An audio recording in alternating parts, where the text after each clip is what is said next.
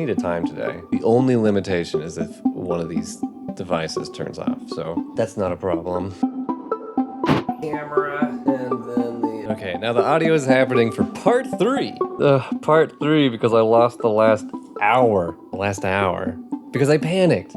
My phone was like, oh, hey, I'm about to run out of batteries. Turned off the camera, and then I went to go check on my battery. I have like a battery right here that's charging the phone. I was like, why didn't it work? And I turned it off. It's not just charging my phone, it's also keeping my recorder alive. My audio recorder for my mic. So I lost an hour.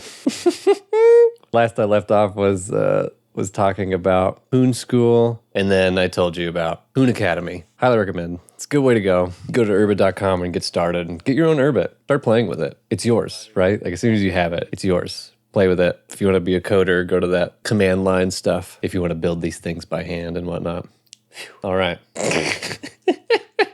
Oh, I love making editing difficult, aka I only know how to make editing difficult. We're in Sail. This Sail creates that HTML, and I think that makes sense. I would have gone in a little bit that this is a manx shape. Manx being that XML shape. XML is the rectangle to HTML's square and RSS's rectangle. The umbrella term, that's an XML. In Urbit, if you take an XML and you bring it into Urbit, you can convert it into a manx, and it's going to have the same kind of nesting qualities that the XML had. Not only does it have nesting qualities, but these things can all have attributes. They can have their own list of attributes, and that's a key feature of XML. Back over here, you can tell that this Sail is going to create a manx because these symbols right here, these mean this is going to take the shape of an XML. Otherwise, it's going to break. Let's prove that here in the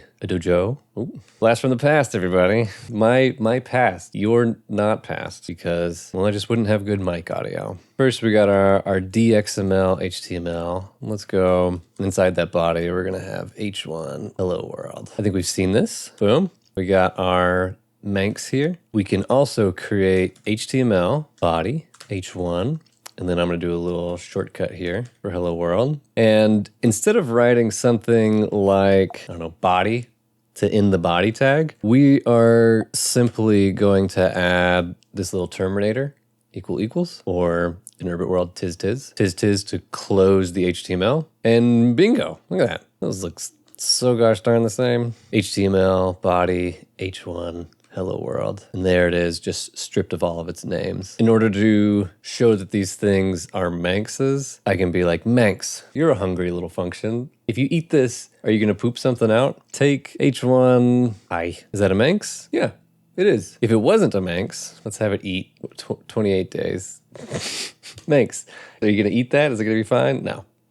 It's going to crash and the Hoon expression is going to fail. What this means is HTML, if you go through the DXML, you'll get a manx. So this is, you'll get a manx, which is the G equals in day. It could also be a C and, infinitum. And then here we also have Sail, and that goes directly into a manx. So yeah, HTML goes to manx, Sail goes to manx. The astute of you are going to say, well, RSS is XML, right? So like, obviously you're going to take RSS and convert it into a manx. That's going to be what you change and manipulate, and that's what you're going to serve up, right? No, I ended up not doing that.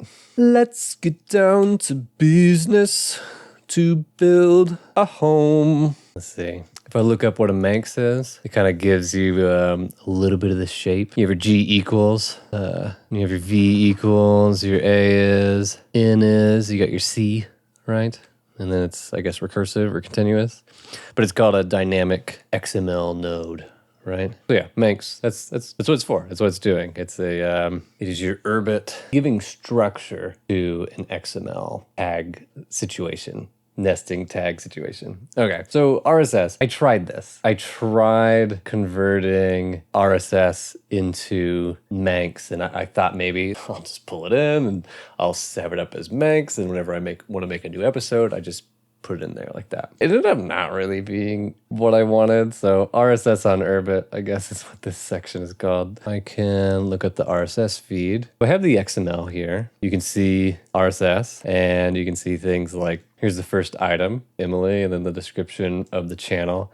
But like this just keeps going. Like this is thousands of lines of code all on this like all these 4 lines. If you have an RSS feed and you're wanting to create an RSS feed, you can totally make it in Sail. Crazy enough though, like I was faithful to what Squarespace had created as my RSS feed, that like giant glob of text. I recreated it all here. So I've got my RSS, I have my channel that has all the things. And then here where my items would be, I have opted to do something a little bit different. Let me make this a little bit more concrete because this is like step 3 out of what I ended up doing. Let me try to show you what it would be like to DXML, HTML, website RSS/XML. You gonna be happy with that? All right. Oh, hey, it worked. I have that XML sitting in my desk. As a little like nod to the last episode, this thing is saying, you know, we know what this does, but this is saying search in my Urbit. Go look for something, bring it back as text, my file system here. And this should look familiar. This is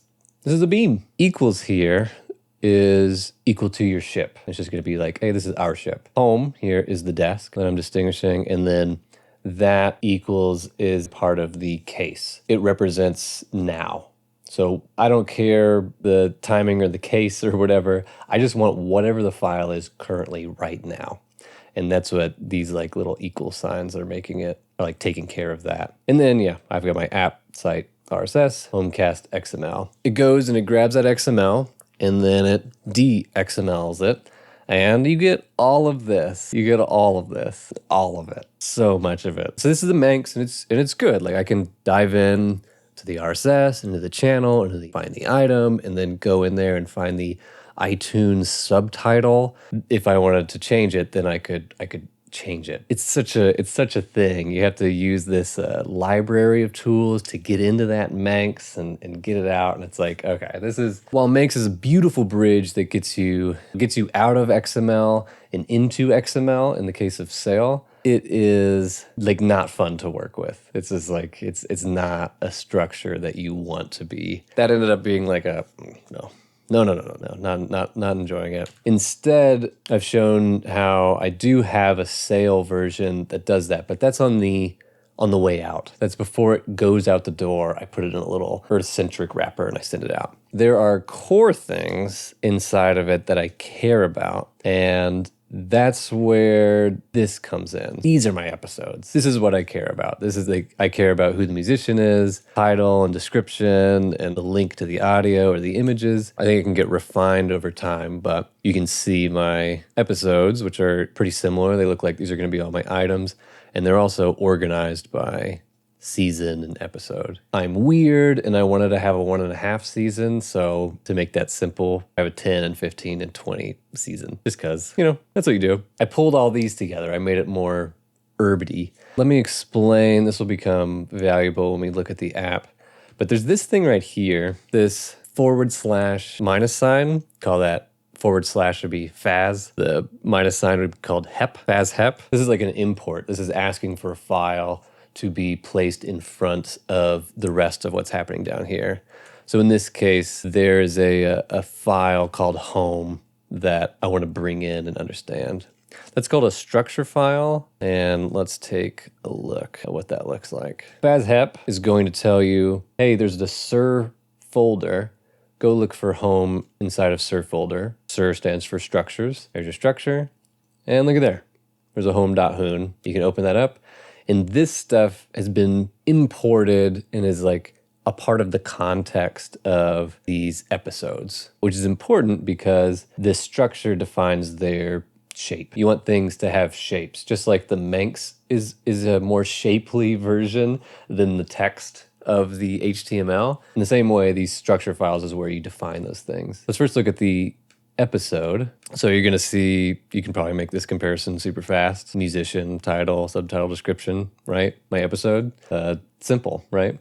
And then each one of these episodes that has those shapes also are, I'm putting them inside of this pod here. So here's a bunch of episodes, and they are organized by season and episode. What this means is I can be like, I want my season 2, season 20, episode 13, and I can pull out that episode. If they're pinned together like that, mapped together like that. I suppose if you're curious, looking at the parallels here, so in front of this file, I want the home structure file, and I asked for it to import it with this faz-hep. In front of this, I actually want this mip, and this faz plus sign, faz-lus, is going to go to the library folder and go grab mip and place it in front of what's happening in the structure file. You can already see this kind of telescoping thing, right? Like this wants my structure wants library mip, and then in front of that is everything on your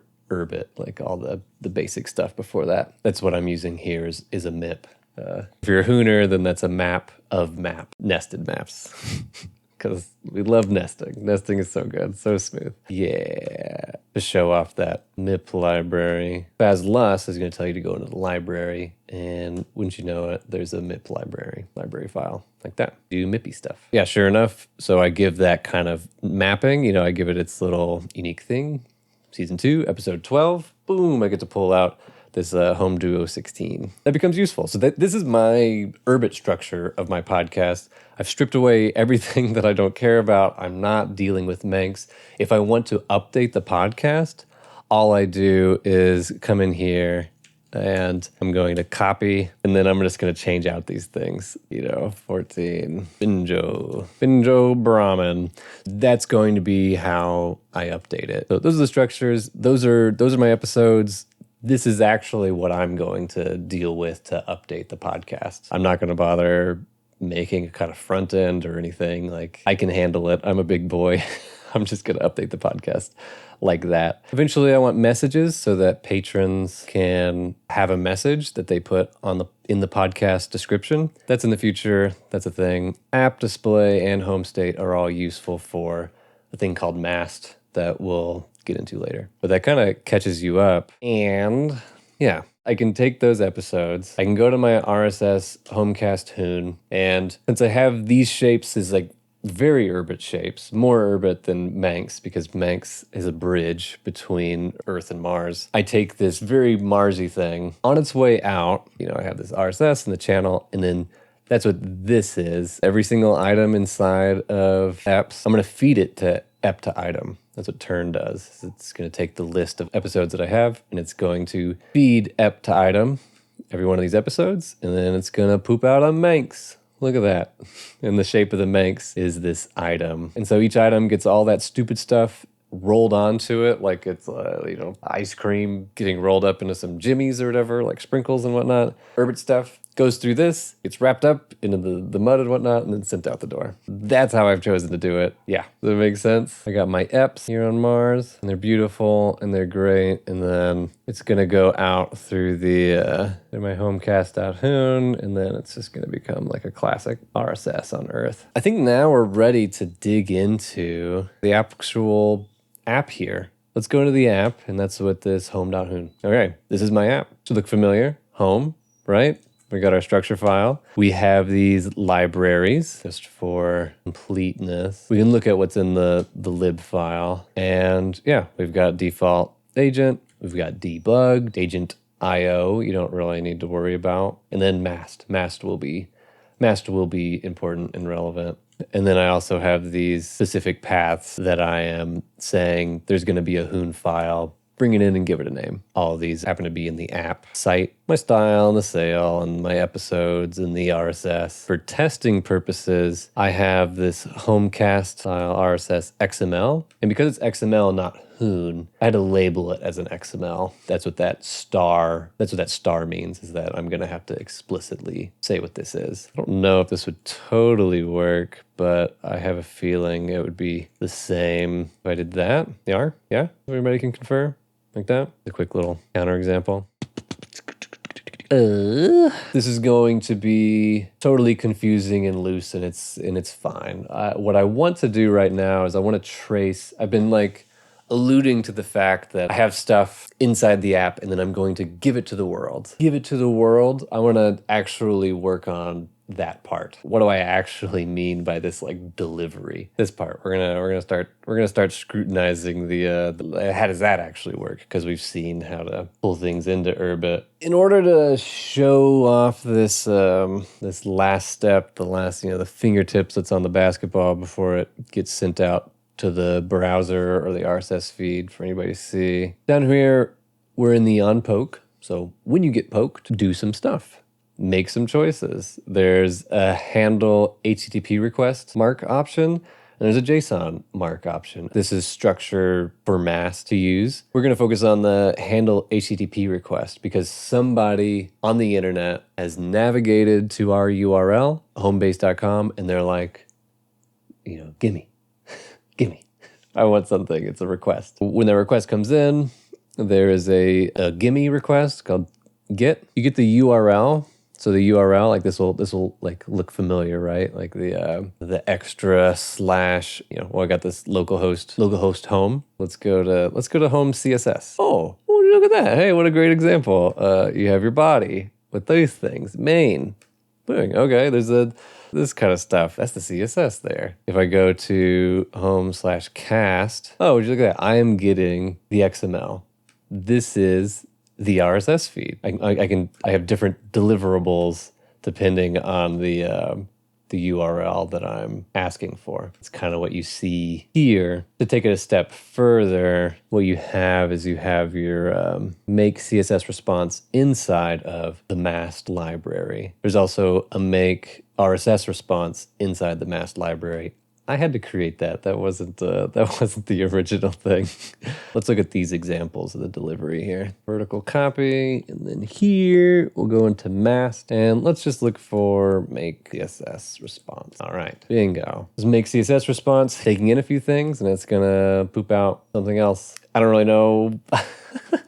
This is a little bit much to explain. But mast has this hungry function called make CSS response inside of mast, and you're going to feed it the air ID, is what this ARA ID is going to be, and you're going to feed it the home style. So there's this pat-t CSS. If I'm going to jump back up, you can see home style is this home CSS thing. I just happen to call it home style. And you're going to take these two things, you're going to feed it to make CSS response. This is supposed to deliver the CSS. This CSS right here gets plugged into HTML. Look, HTML pop back up. Inside there's as octs in mimes in HTML. On Earth, in the browser, you have these mime types, and they are things like text.css. They are things like application RSS plus XML. This is making it deliverable. Mast this is the last thing my app kind of does. Let's just focus on the RSS feed. It's going to plug in the RSS feed. So I have like a mirroring thing as RSS. I had to make this for Mast. Not that it's a huge contribution or anything, but take RSS, plug it into this shape, say that it's this, and then deliver it to the outside web. If you'd picked up on that weird XML thing on the top of the RSS, this line here is plugging it on top. Yarp. Yarp, yarp, yarp, yarp, yarp, yarp. I'm top dog, like the best you had. All right. To try to reiterate that, in a spectrum between Mars and Earth, I have my episodes. These episodes get turned into manx. Manx gets turned into XML. That's just text. And then that gets served up as an RSS on the URL. That's the path. If I had stopped here at manx, this would have been Charlie Brown frustration squiggles. So much better about the apps. I just caught you up with everything. Now I have to build something. What's next to build? Obviously, this website needs to look a little bit better. These links need to be actual links. These need to be clickable. Maybe they're images. Maybe whenever you click on them, pops up with links with their things. But yeah, we've got the HTML going on here. The icon could be more appropriate for what I'm doing. I want to just put the little couch there. Home, hang out with musicians, subtitle. I got my thanking patrons section. I would like to be able to take in emails or pat Ps or something. I don't need it to be fancy just yet, or like it shoots off a DM or whatever. Bringing in your patrons. Home. So maybe this makes a little bit more sense. I want the Home app to serve the site, to construct and deliver the podcast. This is like a advanced thing where patrons can have messages inside of it. And then I want it to be attached to the group. That's something I haven't talked about. My Urbit home group. So in my home group here, if somebody's a patron, I want to be able to give them that label of patron, and the groups app is going to remember it. I can manage who's a patron, who's not a patron here. That's going to be independent of Patreon or not. Like, I'll just have to manually make that call until, everybody's on Urbit. If Home also handles like payments for patrons, then it could automatically give the patron role in the group. And then that's later. Give them that patron label, and then they can go to the website and make changes if and only if they're a patron. Hey, thanks. This was a good journey. This is something I've been thinking about a lot. Been in my head, and thank you so much for sitting through whatever the heck I just spewed out about the website and what I'm working on. I'm glad that somebody else knows what's inside of my head right now. It's a huge relief, everybody. If you have a podcast and you're trying to move it into an Urbit world and become self-sovereign, this stuff is going to go up into an Urbit and onto a server that I have control over. I'm going to point to it with my own URL, the homebase.com that I own. It's going to point to it, and people are going to get what they want, and they're going to be interacting with me directly. It's going to be my space, my digital homestead. I'll have all of the contacts, the group, the patron, the conversation, the website, the podcast. I don't need anybody else, okay? After that, the only thing I have to worry about is discovery, right? So leveraging algorithms like YouTube that propagates things, leveraging podcasts in a similar way, things like iTunes, Spotify, like making sure the podcast can be on those things, be discovered. Those things will be out of my hands. But that's just window dressing. And when people want to show up, they'll show up and they'll just be with me. So for $2 a month or $15 a month, you can help me make the podcast. More importantly, half of it will go to my favorite charity, Give Directly. It's great. I got a phone call to get to. Okay, bye.